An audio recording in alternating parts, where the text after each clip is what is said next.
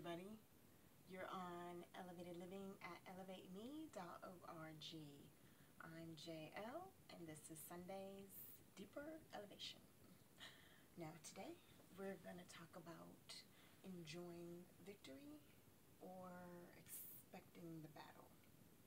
Now, this came to me after reviewing what's going on with me as far as change in my life and different seasons and walking into new blessings and new experiences, and wondering why there are some things that I'm having challenges with on my goal list, and going, when I was younger, I didn't have this issue. I had passion for so many things, and just reviewing what was going on then compared to now. Now, one of the things I noticed is that time is a big factor. I'm much older than I was when I was younger, and I was, so passionate about life. So I know that's one thing. I can't live on 2 hours of sleep and still get up before the alarm clock. I may need a little bit more time now. But I also noticed that there are things in my life that have gone on, and just like water wears away rock, sometimes trials and challenges and problems come along and they wear us. You're not supposed to get weary in your well-doing, but we know that sometimes that happens. We do get weary, and it starts this unique effect. And I saw my life as a person who was not really enjoying my victories. I was just anticipating the next battle. As you live, trials and things come and challenges come, and you get to a point where you're just waiting for the next thing. That Murphy's Law. What can go wrong will go wrong. So you're just living in the anticipation of negativity. And you wonder why you're never happy and never passionate. That's a problem. So I thought it would be good for us to explore it together and cover 3 key points. The first one being, are we living in the moment? The second one is learning from our experiences. And the third one is seizing the joy and opportunity. Now let's go to number 1. Are we living in the moment? That one speaks to being present in now. And my mentor Oprah has covered this in books with many authors. And it's about enjoying right now. If you're a spiritual person, you believe that where you are right now is where you're supposed to be. And that everything that you have in this present is everything that you need. Now, if you never take time to take inventory of that and say, am I good right now? I've been through some things, but I'm still alive. I've still got some gifts. I've got some more things in my backpack and my toolbox. Am I good? Are you enjoying the present of now? They tell you should enjoy the present. That's what they call it, a present. It's a gift, right? Are you enjoying that? Are you really living in the fullness of what right now means for you? Are you enjoying your position? Because sometimes life is about positioning, and are you positioned where you're supposed to be positioned? And if you are you enjoying it? Are you taking time to take inventory, to relish in where you are in this moment? That I think is important. And I know that I don't do it enough. I know that oftentimes I'm looking forward. When you're planning, you do that, which is a good thing, to have vision and to look forward to things and to look forward to manifesting your greatness. That's important. It's vital. It's good to dream. It's good to aim for future goals and for a vision of how your life is going to be. But it's also good to enjoy what's going on that's good with you right now, to celebrate what you have right now, to take inventory of the blessings that you walk in daily, the blessings that you're walking in right now. Sometimes it's good to take inventory of the past, and that brings us to our next one. Are we learning from the experience? And you have to take inventory of your past. You have to do a self-check and say, I went from point A to point B, and this is where I am. And are you giving yourself credit for growth? Are you taking inventory so that you can turn what you've learned from an experience into wisdom and apply it so that you don't have to repeat the mistakes of the past, and so that you can congratulate yourself for where you are now from how far you've come? Are we doing that? Are we giving ourselves credit for our growth?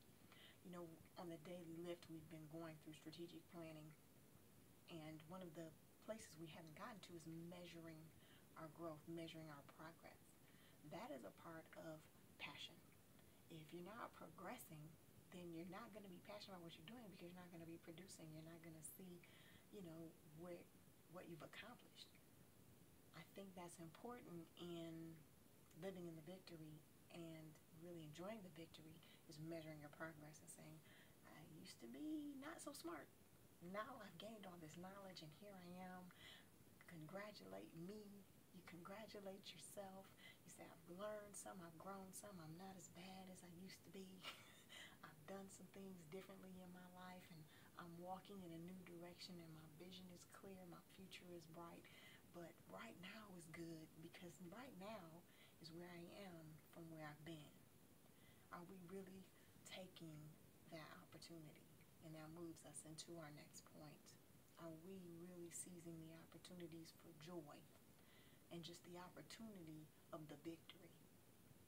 Now, another part of this is experiencing joy and sharing joy, and really seizing happiness, relishing in the moment and the pleasure of all that we've been through. Are we renewing and restoring ourselves in that joy and in that pleasure for the next battle? I mean, we know they're coming. You don't have to live in the expectation of them, but you should give yourself time to celebrate, because we know when we celebrate, we relax. A lot of people, I know when I was younger, I used to celebrate on Fridays and Saturdays really hard, and it really would make a difference in my week, because then I was restored and renewed. And I don't celebrate like that anymore, because it's not that you celebrate, it's how you celebrate. I celebrate a little differently, a little bit more set apart, a little more individualistic. There are things that give me more joy and pleasure than the things I used to do in my 20s. And are we taking enough time to do that? Are we really giving ourselves the opportunity to celebrate?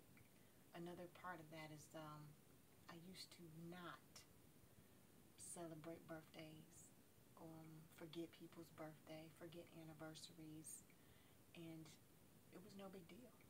And I would hear people say, you should treat people the way you want to be treated, but I didn't care if people forgot my birthday. There's a lot of important people in my life that forgot my birthday this year.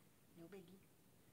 But at this point, which is only a few months later, I'm coming to the realization that if I don't really make a big deal or celebrate my birthday, who will? Not only should I make a big deal out of my birthday, I should make a big deal out of other people's birthdays. I should make a big deal out of people's anniversaries. I should remember to send cards.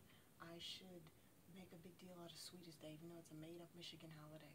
I should make a big deal out of Valentine's Day and Christmas and New Year's and Hanukkah and Rosh Hashanah and any other holy days or made-up holidays that I get a chance to celebrate.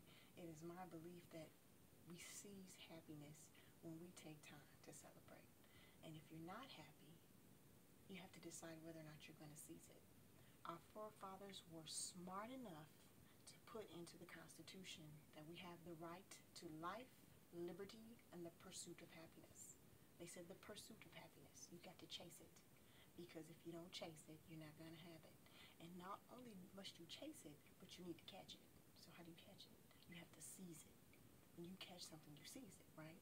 And so are you seizing joy? Are you seizing happiness? Now, I believe that my Creator has given me peace, and I have peace that I believe has passes understanding is great. I have peace. Some people get around me and have peace, and that's great because I got enough to share. But joy has been an issue. But joy is a choice. You can pursue it, but it's your decision to catch it. Are you seizing the opportunity of your victories? When you've overcome, do you stop, sigh, celebrate, renew, and restore so you can push on? Or do you just sit in fear and trepidation and anticipation for the next challenge? Are you looking forward to worrying about something that hasn't even happened? I have. Now, you don't have to do this. This is not a directive. This is just an analysis of sometimes how we live. I know how I have lived in the past couple of years is not seizing the opportunities for joy and happiness. And I am going to start doing that right now. I hope you join me. This has been Sunday's Deeper Elevation on Elevated Living at elevateme.org. I'm JL, and as always, I'm wishing you the very best of life. Until we next